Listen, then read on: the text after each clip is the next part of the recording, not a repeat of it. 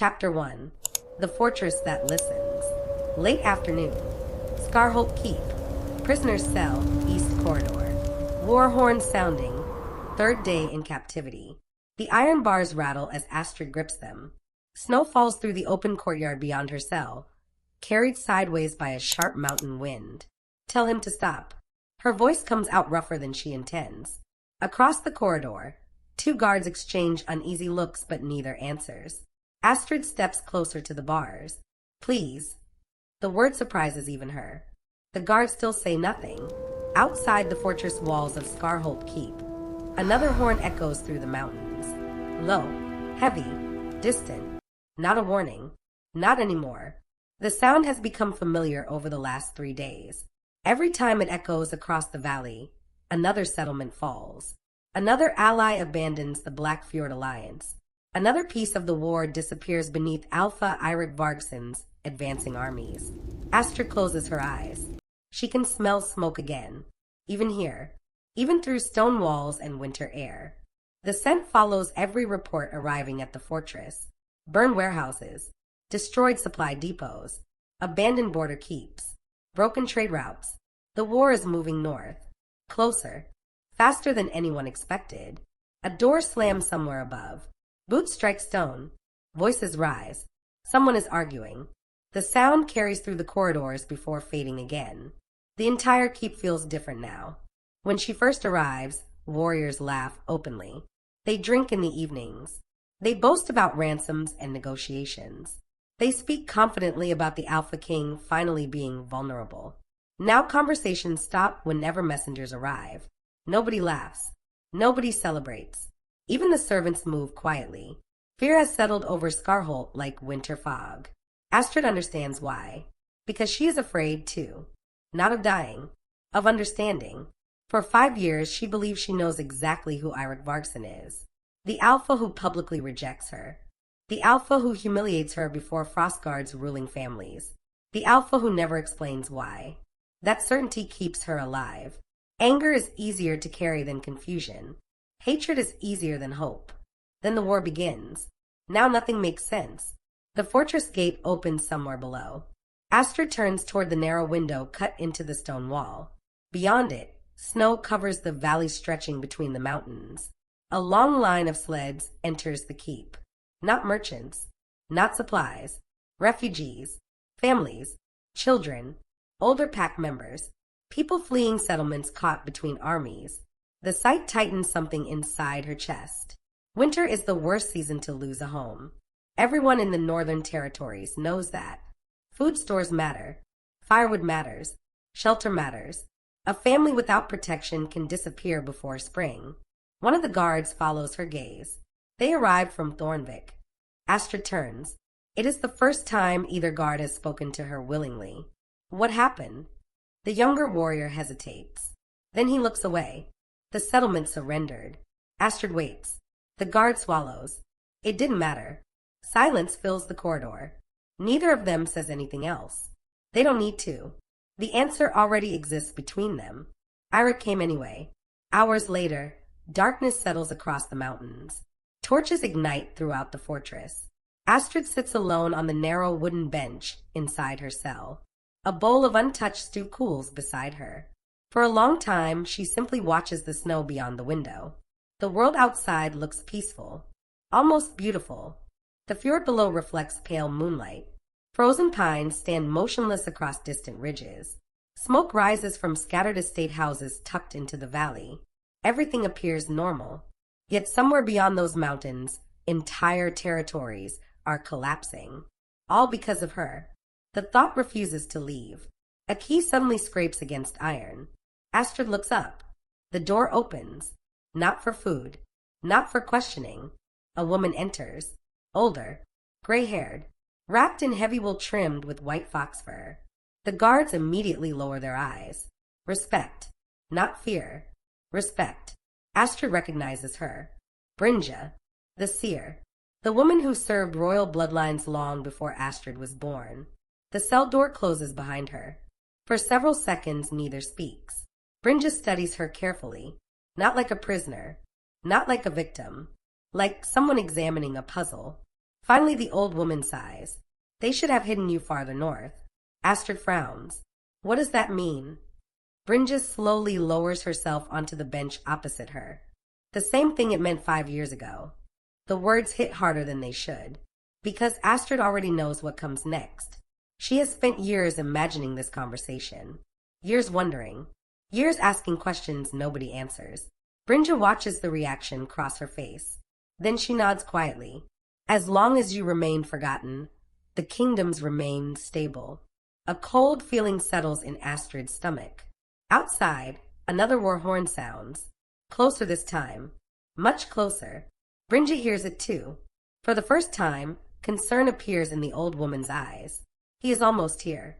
Astrid's heart stumbles. Not because she wants him to come. Not because she wants revenge. Not because she wants answers. Because deep down she is beginning to fear the possibility that the man marching through half the continent to reach her was never the man she thought he was. And if that is true, then everything she believes about the last 5 years may be built on a lie. Chapter 2. The prophecy speaks about you. Night, prisoner's cell. Skarholt Keep, East Corridor. Alliance forces mobilizing. Third messenger horn this hour. Brynja does not speak immediately. The old seer simply listens to the fading horn echo across the mountains.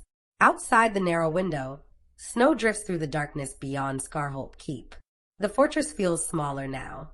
Smaller than it did when Astrid first arrives. Smaller than it did a week ago. Every new report seems to shrink the walls. Every surrendered territory makes the fortress feel less secure. Astrid studies Brynja's face. You knew. The words leave her mouth before she fully thinks them through. Brynja slowly turns toward her. Knew what? You knew why he rejected me. The seer's gaze softens. Astrid. The way she says her name feels almost apologetic. You were never supposed to learn that from prisoners and war reports.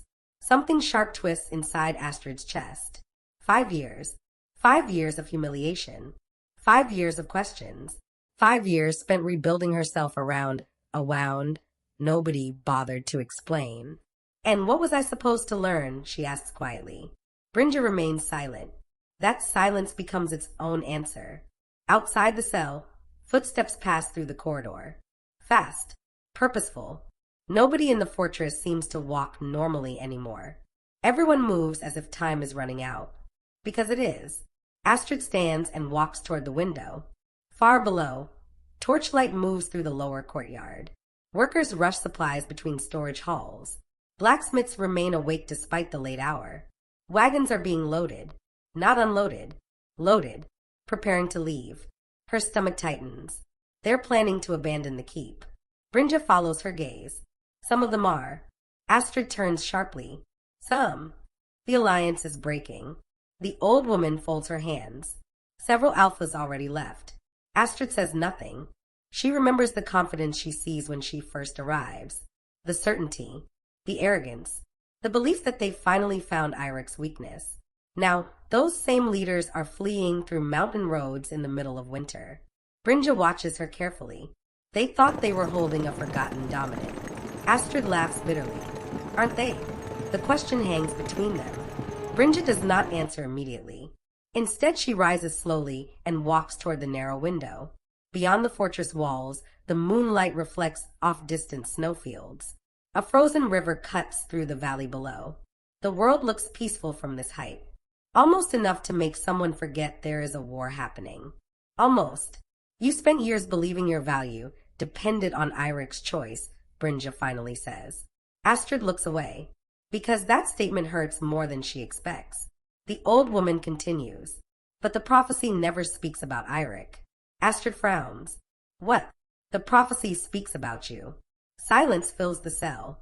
A gust of wind rattles the shutters somewhere above them. Astrid stares at Brynja. The old seer's expression remains calm. The kingdoms fear Irik because of his strength. Her voice lowers. They fear you because of what happens when the kingdoms stop fighting each other. The words make no sense. Not completely. Astrid spent years managing shipping ledgers in Iskarvik. She negotiates fish deliveries, calculates cargo weight, tracks winter inventories. Nothing about her feels capable of changing kingdoms. Yet Brynja speaks with absolute certainty.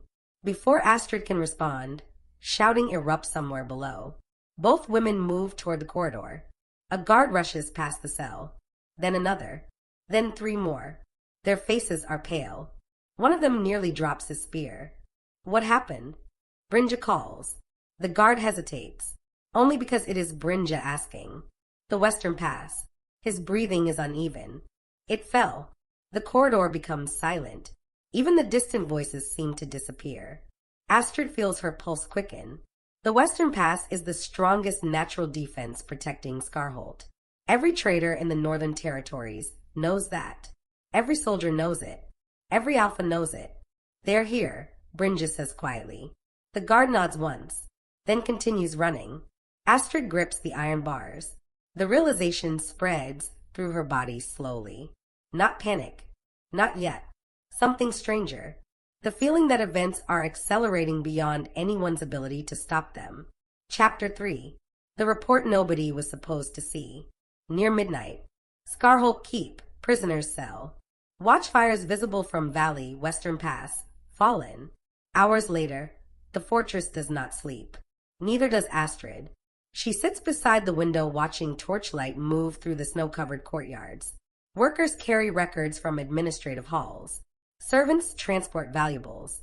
Several supply masters argue over inventory lists. The orderly confidence of Skarholt has disappeared.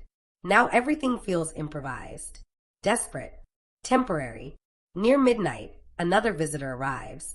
This time it is not Brynja. A tall warrior steps into view. Astrid recognizes him immediately. Jorn Skeld, one of the commanders serving the Black Fjord Alliance. Unlike the others, he never mocks her, never taunts her, never seems comfortable with her imprisonment. The guards unlock the cell. Jorn enters alone. For several seconds nobody speaks. Then, he places something on the table. A folded piece of parchment. Astrid looks down at it. What is this? Jorn exhales slowly. A report. Her stomach tightens. What kind of report? His expression hardens. The kind nobody is supposed to see. Astrid unfolds the parchment. Rows of settlement names cover the page. Supply routes. Harbors. Storehouses. Trade depots. Most are marked with black ink. Destroyed. Captured. Abandoned. The list seems endless.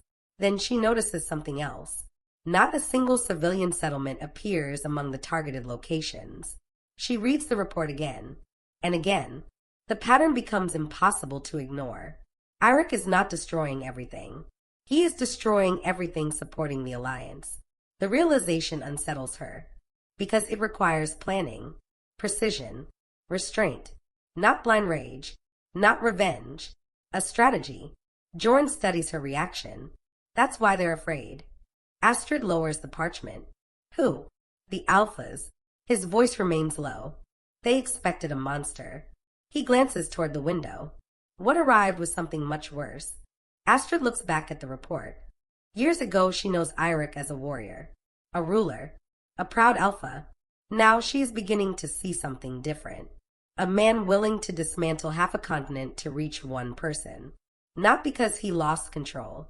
Because he never lost control at all. That thought follows her long after Jorn leaves. Long after the torches dim. Long after the fortress settles into uneasy silence. Outside, snow continues falling across the mountains. Somewhere beyond those ridges, Alpha Eirik Vargson is coming. And for the first time since her capture, Astrid realizes she is no longer wondering whether he will reach Skarholt. She is wondering what happens when he does. Astrid barely sleeps. The report Jorn leaves behind remains folded beside her on the wooden bench. Long after the torches outside burn low, she keeps seeing the same pattern. Storehouses, supply routes, harbors, armories. Every target serves the Alliance. Not one attack appears motivated by cruelty alone. It unsettles her more than destruction would, because it means Eirik is thinking clearly. Every decision is deliberate. Every move calculated. Every mile between them shrinking by choice. Before dawn, movement stirs throughout Skarholt Keep. The sounds are different now. Not preparation. Departure. Astrid rises and moves to the window. Below, sleds line the lower courtyard. Families wrap children in fur-lined cloaks. Servants secure trunks and supply crates. Horses are harnessed despite the darkness. People are leaving. The Alliance is no longer planning victory. It is planning survival. The cell door opens unexpectedly. A young servant enters carrying fresh bread and hot broth. The girl keeps her eyes lowered. "You should eat," she says quietly. Astrid accepts the bowl. The warmth feels strange against her hands. "What is your name?" The servant hesitates. "Sivra." "Sivra, what is happening outside?" The young woman glances toward the corridor, as if worried someone might overhear. "My father works in the western storehouses." Her voice lowers. He says half the Alliance leaders left during the night. Astrid studies her. "Left?" Sivra nods. "They took their families." The words settle heavily between them. In the north, abandoning territory carries consequences that can last generations. Families lose reputation. Trade agreements collapse. Future alliances become uncertain. For powerful alphas to flee during winter means fear has already defeated pride. Sivra quickly gathers herself. Then she leaves before saying anything more. Chapter 4. Distance has not mattered. Midday. Skarholt Keep, prisoner's cell. Brinja returning, northern transfer, authorized. Hours later, Brinja returns. The old seer carries a thick wool cloak over one arm. "You'll need this." Astrid accepts it automatically. "Why?" Brinja looks toward the narrow window. "Because somewhere beyond the valley, horns sound again. Closer. Much closer. The council has decided to move you." A chill runs through Astrid. "Where?" "North." That single word says enough. Far north lie isolated territories beyond the major trade roads. Snowbound settlements. Remote estates. Places where people disappear. Places difficult to reach during winter. Brinja studies her carefully. They think distance will buy time. Astrid already knows the truth. Nothing is buying time anymore. The war has moved too far. Too fast. The old woman sits opposite her. For several moments neither speaks. Then Brinja breaks the silence. "Do you remember the winter oath gathering in Frostguard?" Astrid blinks. The question catches her off guard. Of course, every major family attends. Young heirs are introduced. Trade partnerships begin. Old disputes are settled. The event shapes alliances for years afterward. Brinja nods slowly. "Do you remember the year before your rejection?" Astrid's chest tightens. She remembers. Too well. She remembers entering the ancestral hall beside her father. She remembers noble families watching. She remembers whispers following her everywhere. Because everyone already knew the future dominant would likely be bonded to Eirik someday. 3 rival alphas approached your father that winter. Astrid frowns. "What?" "He refused all of them." The revelation catches her completely off guard. "My father never told me." "He wasn't supposed to." They weren't seeking alliance. The old woman pauses. They were seeking control. Silence settles heavily inside the cell. For years, Astrid believes the rejection begins the tragedy. Now she is beginning to realize something else. The danger starts long before that. Long before Eirik's decision. Long before anyone speaks of prophecies. People are already watching her. Already calculating her value. Already seeing opportunity. The thought leaves a bitter taste in her mouth. Outside, another commotion erupts. Voices. Arguments. Running footsteps. Then a bell begins ringing. Once. Twice. 3 times. Brinja rises immediately. "What is it?" Astrid asks. "Something happened." Moments later, answers arrive. Not from Brinja. From Jorand. The commander enters with snow covering his shoulders. His breathing is heavy. His face unusually pale. Astrid knows before he speaks. "What happened?" Jorand removes a folded dispatch from his belt. "The Eastern convoy." Astrid waits. It never arrived. The words seem simple. Yet his expression tells another story. "How many?" Jorand hesitates. 600. The number lands like a stone. Not warriors. People. Families. Servants. Children. Pack members fleeing southward under Alliance protection.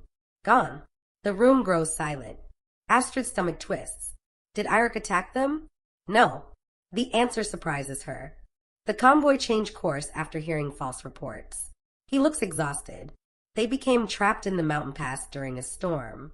No one speaks. In the north, winter kills without choosing sides. Snowstorms do not care about politics, or wars, or prophecies. For the first time since her capture, Astrid feels the true weight of what is happening. This conflict is no longer affecting armies alone. Entire communities are being uprooted. Families are losing homes. Trade routes are collapsing. Children are crossing mountains in the dead of winter.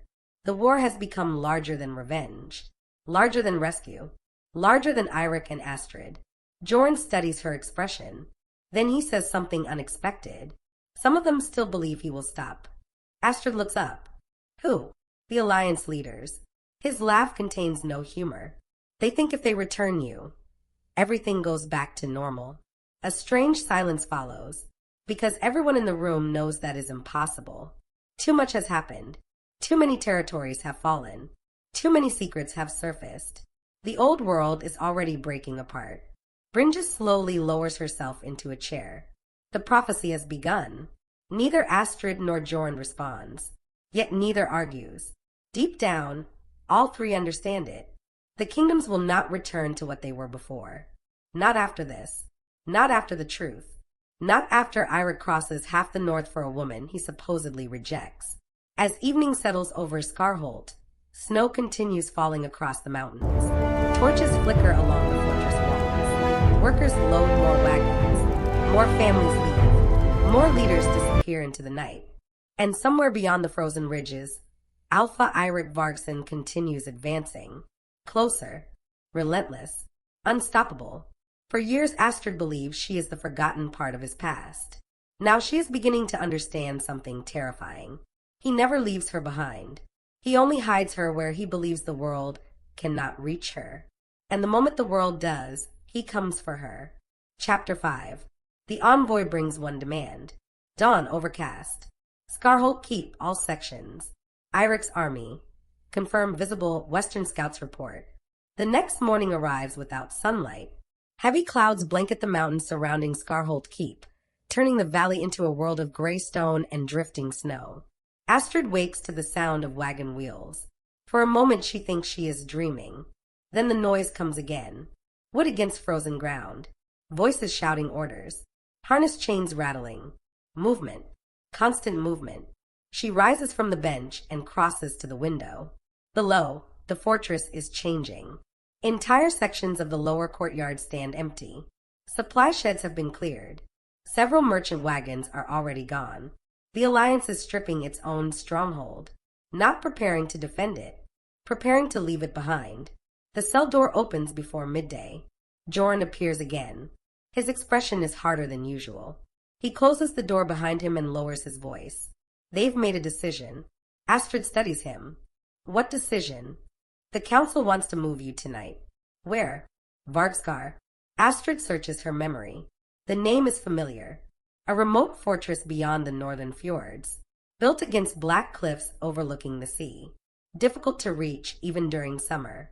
Nearly impossible during winter. They want to hide me. Jorn nods. They believe Eirik won't reach it before the sea freezes completely. Astrid almost laughs.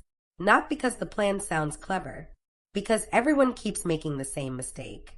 They are still planning around distance, as if distance has mattered at any point during this war. A knock sounds outside.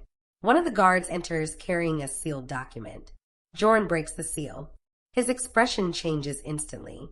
The color drains from his face. What is it? Astrid asks. He reads the message twice before speaking. Ravensfjord surrendered. The name hits like a stone. Astrid knows Ravensfjord. Every trader does. Its harbor controls one of the most important northern shipping routes. Timber, fish, iron. Everything passes through its docks.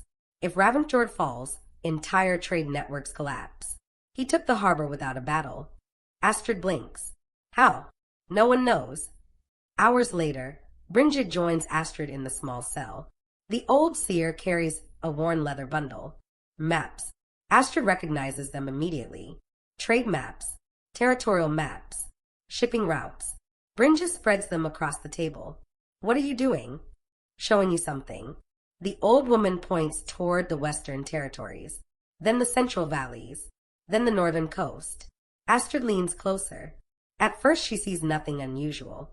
Then the pattern appears. One route after another. One settlement after another. One alliance after another. Every move Eirik makes follows a line. Not random. Not chaotic. A path. He planned this. Brynja nods. Long before your kidnapping. Brynja traces a finger across the map. Look carefully. Astrid does. And suddenly she understands. The routes connect major territories. Harbors. Trade roads. Mountain passes. The exact locations needed to unite the northern kingdoms. Not through force. Through infrastructure. The prophecy flashes through her mind. The kingdoms fear what happens when they stop fighting each other. For the first time, she begins to wonder if Eirik fears it too. Not because unity is dangerous, because power always attracts enemies. As darkness settles over the mountains, Astrid notices something unusual. The bells stop ringing. The shouting fades. The movement slows. An uneasy silence settles over Skarholt. One guard walks to a window overlooking the valley. His posture stiffens. Immediately. What is it? The guard doesn't answer. More warriors rush toward the walls. More voices rise. Then the fortress bell begins ringing again. Not a warning. An alarm. The difference is obvious. This sound is sharper. Urgent. Fearful. Astrid reaches the corridor just as Jorund appears. His face tells her everything. They're here. The words seem unreal. Too soon. Much too soon. The western pass falls yesterday. The northern road remains blocked by snow. Nothing about this should be possible. Yet the alarm continues. How far? Jorund looks toward the fortress walls. Close enough for the scouts to see their fires. The corridor becomes silent. No one speaks. No one moves. Beyond the stone walls, beyond the snow-covered valley, beyond the darkness gathering over the mountains, Alpha Eirik Vargson has arrived. Not at the gates. Not yet. But close enough for Skarholt to see him. Close enough for everyone inside the fortress to realize something terrifying. There will be no journey to Vargskar. No escape through the fjords. No second hiding place. No extra time. The war they believe is still approaching has already reached them. And for the first time since her capture, Astrid feels something she cannot quite name. Not fear. Not relief. Something far more dangerous. Hope. Chapter 6. His last offer to them. Sunset. Fortress under siege. Skarholt Keep, all walls manned. Enemy envoy. Approaching under truce banner. Hope is the most dangerous thing Astrid has felt in years. She realizes that as she stands beside the narrow corridor window watching the fortress descend into chaos. Outside, snow continues falling across the valley. Inside, everyone is running. Jorund remains near the window. His eyes never leave the darkness beyond the walls. How many? Astrid finally asks. He understands the question immediately. Nobody knows. That answer frightens her more than a number would. Brynja seems to understand. The smaller packs joined him. Jorund looks toward her. The old seer continues. At first the northern territories stayed neutral. Now they are choosing sides. Astrid feels her pulse quicken. A horn sounds from one of the watchtowers. Then another. Then another. A chain of signals spreading across Skarholt. Jorund swears under his breath. What now? One of the guards rushes into the corridor. Riders. Everyone turns. From the eastern road. For a moment relief flashes across Jorund's face. Reinforcements. Then the guard continues. They're surrendering. Hours later, Astrid watches from a narrow upper window as the riders enter the keep. There are only 30 of them. Their cloaks are covered with ice and road dust. At their head rides an older alpha wearing the crest of House Halvik. The Halvik family controls several timber territories beyond the northern forests. They have been Alliance supporters since the war begins. Yet here they are, not arriving to fight, arriving to surrender. The sight spreads through the fortress faster than any messenger. Fear follows close behind. By midday, arguments break out throughout the keep. Some leaders demand evacuation. Others insist on defending the walls. Still others argue for negotiation. No one agrees. No one trusts anyone else. Late that afternoon, Brynja asks Astrid to accompany her. The two women walk through portions of the fortress Astrid has never seen.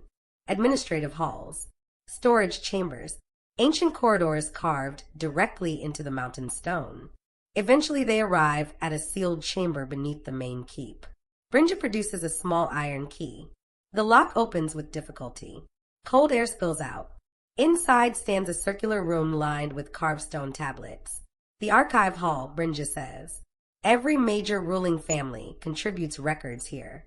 The room contains centuries of history, trade agreements, inheritance records, territorial maps, marriage contracts, oath documents, the foundations of northern society preserved in stone and parchment. Brynja approaches one of the oldest tablets. Its surface is worn by time. She brushes snow from the carving. Read this. Astrid leans closer.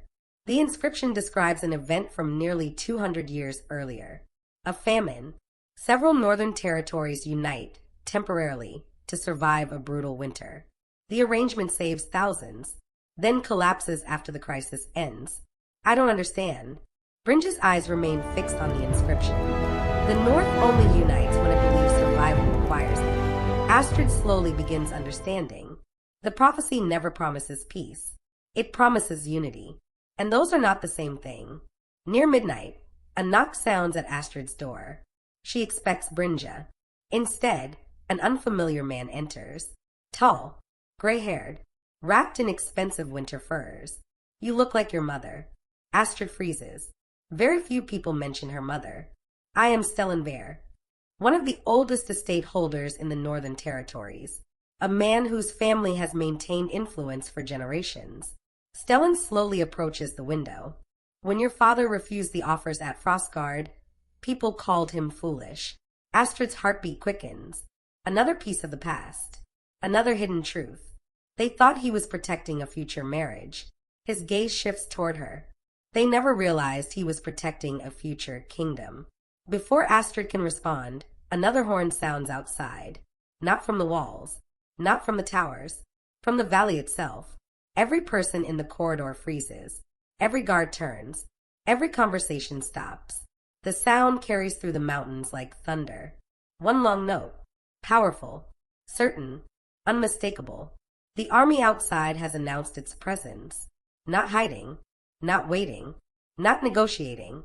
Alpha Eirik Varkson wants everyone inside Skarholt to know exactly where he is. The envoy reaches the outer gate shortly before sunset. The meeting takes place behind closed doors. Hours pass. The waiting becomes unbearable. As darkness settles over Skarholt, the council chamber finally opens. The envoy departs. The council emerges. The expressions on their faces tell Astrid everything. The oldest alpha among them looks 20 years older. Another refuses to meet anyone's eyes. Astrid catches sight of Jorund. What happened? The commander hesitates. Finally he answers. Eirik made one demand. Astrid's pulse begins hammering. What demand? Jorund looks directly at her. He wants you returned. Astrid exhales slowly. Of course. But Jorund is still staring at her. Still troubled. Still unsettled. What else? His jaw tightens. The council refused. The envoy said the Alpha King expected that answer. The corridor suddenly feels colder. What does that mean? Jorund looks toward the fortress walls where distant watchfires glow across the valley. It means the negotiation wasn't for him. Astrid stares. It was his last offer to them. And for the first time since arriving at Skarholt, Astrid understands something terrifying. Eirik never expected diplomacy to save the fortress. He offered it, so nobody could later claim they were never given a choice. Chapter 7. The fortress defeats itself. Before dawn. Skarholt Keep. Watchfires visible from all windows. House Arnesk. Departed, council fractured. Astrid does not sleep that night. The words remain with her. It was his last. Offered to them. Outside her window, watchfires burn across the valley floor. Hundreds of them. Perhaps thousands. Tiny points of orange scattered across the snow-dark landscape. A week ago those fires exist only in reports. Rumors. Maps. Now she can see them herself. Real enough to illuminate the falling snow. Real enough to keep an entire fortress awake. Near dawn, the first cracks begin appearing. Not in the walls, in the people. A heated argument erupts somewhere below the administrative wing. Then another. Then another. Voices carry through stone corridors. Doors slam. Guards are repositioned. Orders are contradicted. The alliance is starting to fracture openly. By morning, everyone knows it. Jorn arrives shortly after sunrise. Were there attacks during the night? Astrid asks. No. Then what is he doing? The commander exhales slowly. Waiting. The single word unsettles her. Because waiting requires confidence. A ruler only waits when he believes time favors him. Later that morning, Brynja summons Astrid to a council chamber she has never entered before. The room occupies the highest section of the keep. Massive timber beams support the ceiling. Long tables display territorial maps covered with markers and notes. Several alliance leaders are already present. The atmosphere is tense. Finally, an older alpha named Hakenar rises. 3 more territories changed allegiance overnight. Another alpha swears quietly. Someone else looks away. No one appears surprised. That may be the worst part. The losses are becoming expected. Haken gestures toward the map. The settlements around Frostmere. Astrid knows the region. Frozen harbors. Important winter supply routes. They open their roads voluntarily. No battle. No siege. No conquest. The distinction matters. Because voluntary support cannot be defeated with walls. As Astrid leaves, she overhears fragments of conversation. Surrender. Negotiation. Honor. Legacy. The same words repeated again and again. People searching for answers where none exist. Outside, she pauses in an upper courtyard. Snow has finally stopped. A group of children play beside one of the inner halls. Refugees. Too young to understand politics. Too young to understand war. One of them throws a snowball. Another laughs. The sound catches Astrid off guard. Simple. Normal. Human. A familiar voice interrupts her thoughts. You're staring. She turns. Stellan stands nearby. Astrid joins him near the stone railing. Finally, Stellan nods toward the children. That's why the old records matter. Astrid follows his gaze. I thought the records were about bloodlines. They are. His eyes remain on the courtyard below. But bloodlines are only useful if someone survives to inherit them. That evening, another rider approaches the fortress. Again alone. Again under a banner of truce. This time the gates open immediately. Eventually the truth reaches Astrid through Sivra. The young servant arrives carrying dinner. Her hands shake slightly. The messenger brought names. Astrid frowns. Names. The servant nods. Families. A cold feeling settles inside Astrid. Whose families? Everyone's. The Alpha King knows exactly who is inside Skarholt. Astrid feels her pulse quicken. Sivra lowers her voice. He listed council members. One by one. Their wives. Their children. Their parents. Their estates. Their trade holdings. Everything. The messenger said no one needs to die. Silence fills the room. Astrid suddenly understands. This isn't a threat. Not exactly. It is proof. Proof that Eirik knows the people making these decisions. Proof that he understands what they stand to lose. Proof that the war has already moved beyond the battlefield. Because force can be resisted. Understanding is harder. Much harder. Night settles over Skarholt. The fortress grows quiet. Not peaceful. Defeated. Astrid stands by the window watching distant fires flicker beyond the valley. Somewhere among them is Eirik. Close enough to touch if the mountains were not between them. Close enough to end this. Yet he continues waiting. Not because he is uncertain. Because he believes the fortress will eventually defeat itself. And as Astrid watches another council member quietly leave the keep under cover of darkness, she begins to fear he may be right. Chapter 8. What an army preparing to stay looks like. Morning, heavy overcast. Skarholt Keep, council vote in progress. House Arnesk, departed alliance vote, failed. The next departure happens before sunrise. No announcement. No ceremony. No council approval. Just an empty guest wing discovered by servants during morning rounds. House Arnesk is gone. Haken Arnesk. His sons. His household staff. Their personal guards. vanished. The news spreads through Skarholt faster than any messenger. By breakfast, everyone knows. By midday, everyone is pretending not to know. Joran arrives shortly after the discovery. Did they escape? Astrid asks. No. The answer surprises her. They were allowed to leave. A cold feeling settles in her stomach. Allowed. That single word changes everything. If council members can simply walk away, then the Alliance is no longer functioning as a united force. It is becoming a collection of frightened families making individual decisions. Later that day, Brynja requests another meeting. This time they walk beyond the administrative halls. Eventually they reach a small observatory tower overlooking the southern valley. Few people use it now. Most are focused on military positions. Brynja seems to prefer it that way. Do you remember the first time you met Eirik? The question catches her off guard. Astrid looks toward the valley. She remembers. Unfortunately, she remembers every detail. Frostguard, the winter oath gathering, the crowded ancestral hall. Eirik already carries a reputation then, even as a young alpha. Confident, disciplined, difficult to impress. Brynja watches her expression. He was watching the exits. Astrid blinks. What? The first time he saw you. He wasn't watching the crowd. The memory shifts unexpectedly. Astrid tries to recall. Then something surfaces. A distant memory she has not considered in years. There is an argument that evening. Nothing major. A dispute between two visiting families. Most people gather to watch. Eirik does not. He moves toward one of the side entrances instead. Toward her father. Toward her. Astrid's heartbeat slows. The memory feels different now. Some truths become visible only when enough time has passed, Brynja says. As afternoon fades, a merchant convoy arrives from the northern road. Not military supplies. Trade goods. Food. Salted fish. Timber. Medicinal herbs. Ordinary cargo. The arrival should be welcome. Instead it creates panic. Because the convoy carries news. News from settlements beyond the siege. Trade routes reopening. Harbor tolls reduced. Disputes settled peacefully. Travel becoming safer in regions under Eirik's control. The reports sound impossible. War should create instability, not stability. Yet the stories keep spreading. Near sunset, Astrid climbs one of the western towers alone.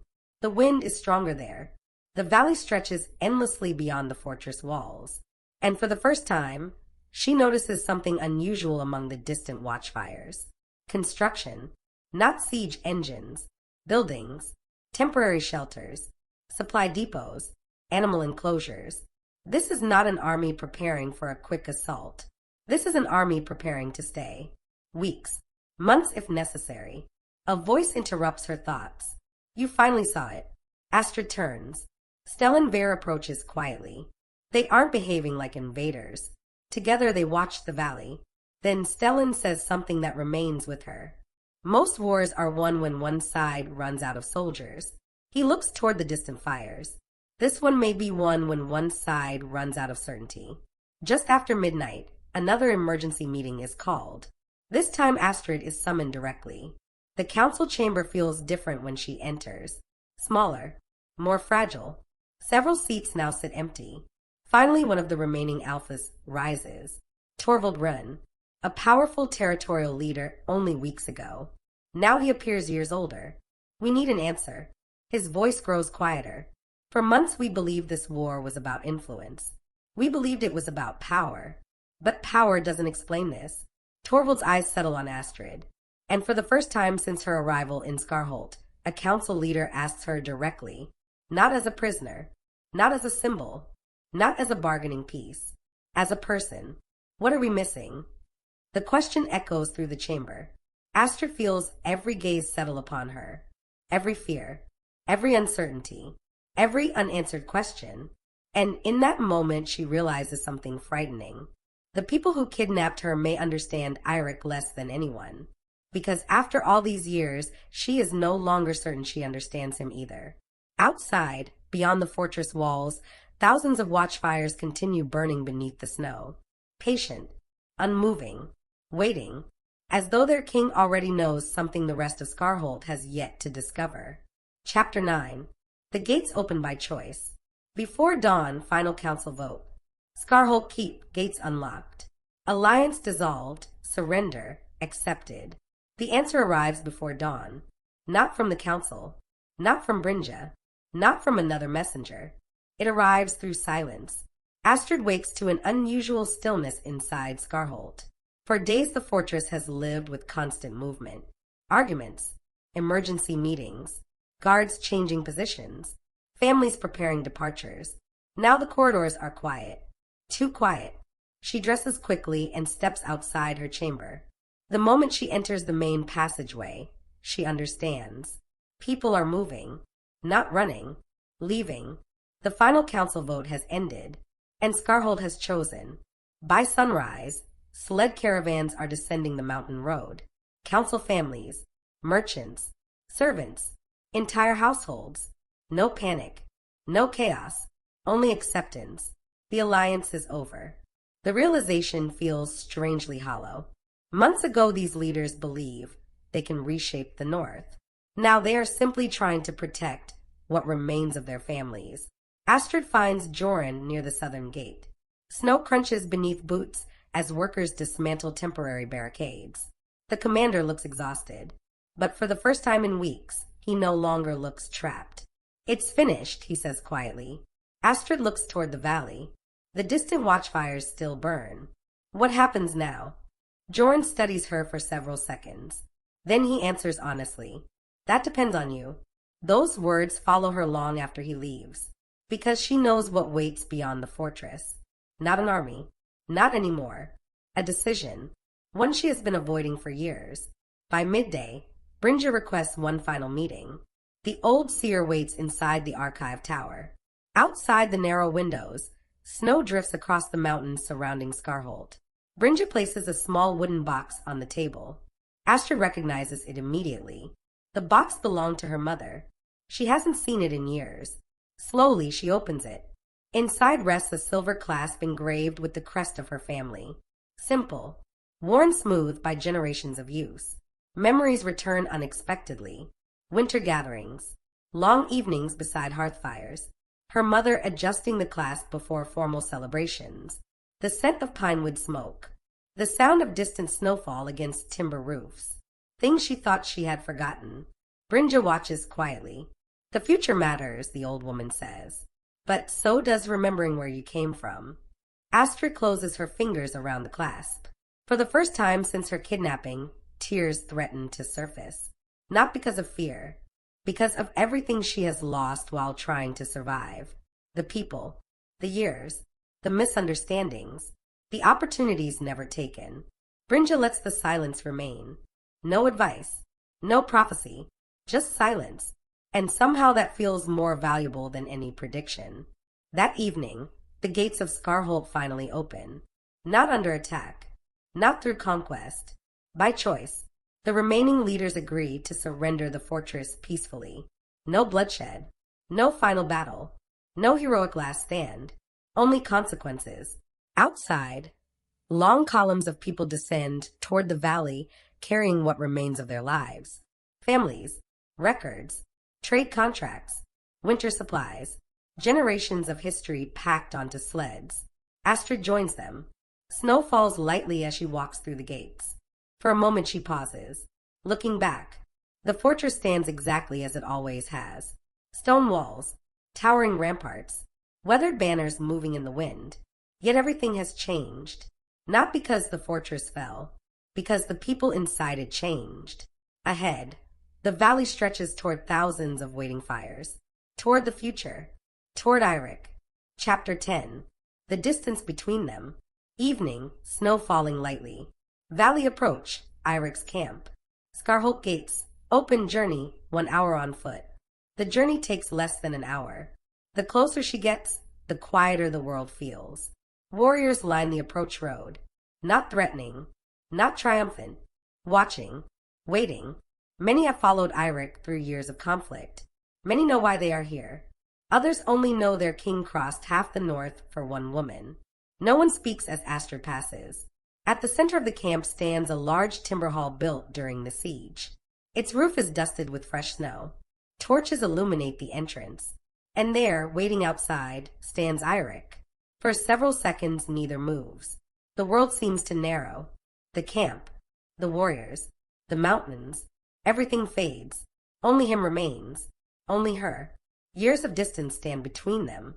Years of mistakes, misunderstandings, sacrifices, protection disguised as rejection, love disguised as indifference. Neither knows where to begin. Eirik takes a single step forward, then stops, as though afraid she might disappear again.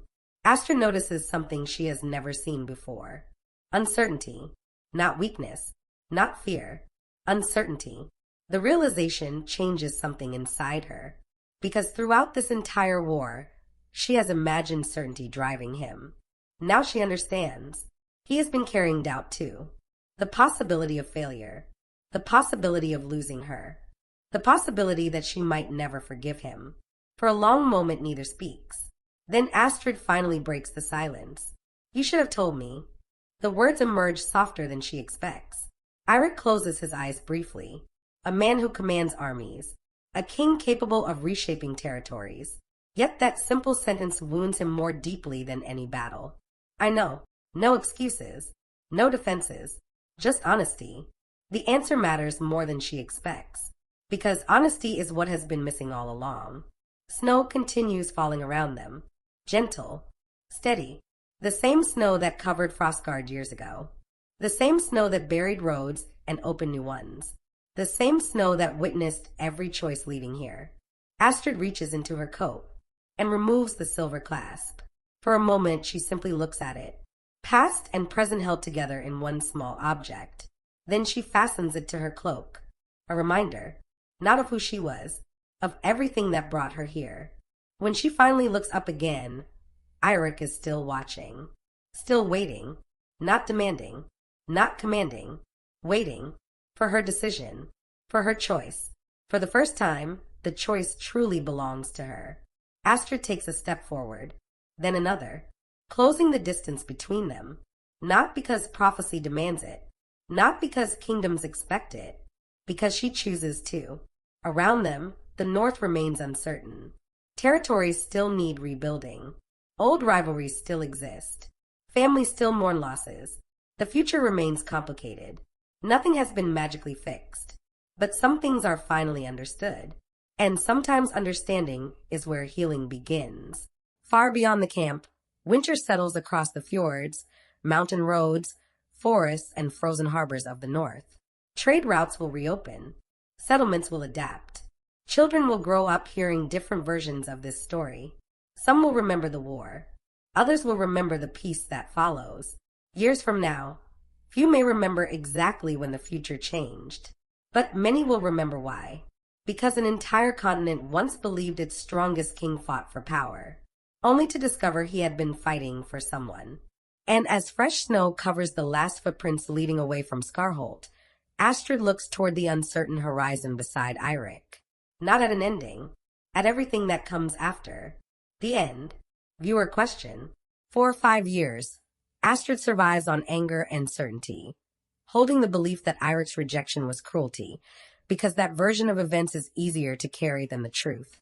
When she finally stands before him in the snow and says, "You should have told me," she chooses honesty over bitterness and chooses him, not because she has to, but because she decides to. If you had spent years rebuilding your life around what turned out to be a misunderstanding, a protection you mistook for rejection, a silence that was actually sacrifice, how would you find your way back to someone who hurt you for reasons they believed were right? And would the reason ever be enough?